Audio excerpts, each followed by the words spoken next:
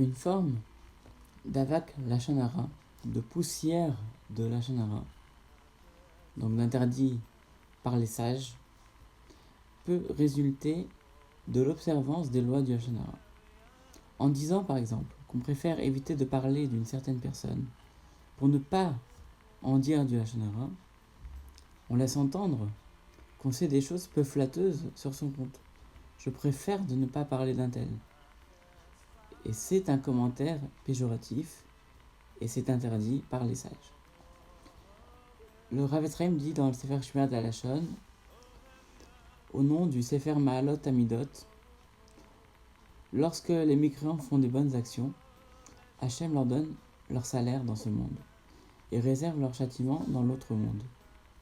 Il leur accorde des richesses, des possessions, des années de vie, des honneurs et bien d'autres biens. Mais il ne leur donne pas la paix, comme il dit, point de paix, dit mon Dieu, pour les méchants. Yirmiyahu, chapitre 57. Au contraire, la paix est une récompense réservée aux justes, comme il est dit, et l'œuvre de la justice sera la paix.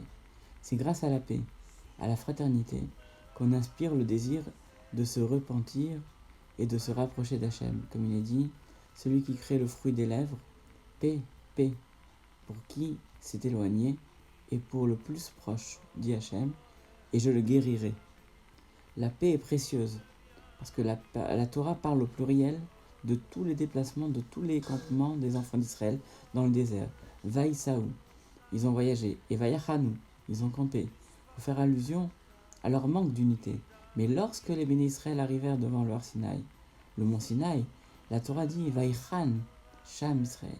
Israël a campé là-bas, face à la montagne, au singulier.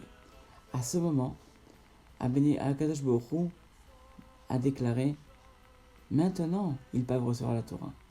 Aussi longtemps que la paix régna parmi eux, la présence divine résida parmi eux. C'est pourquoi il est écrit « Hacham devint roi de Yeshurun lorsque les chefs de tribus furent assemblés et les tribus d'Israël unies. » Rien ne vaut l'unité.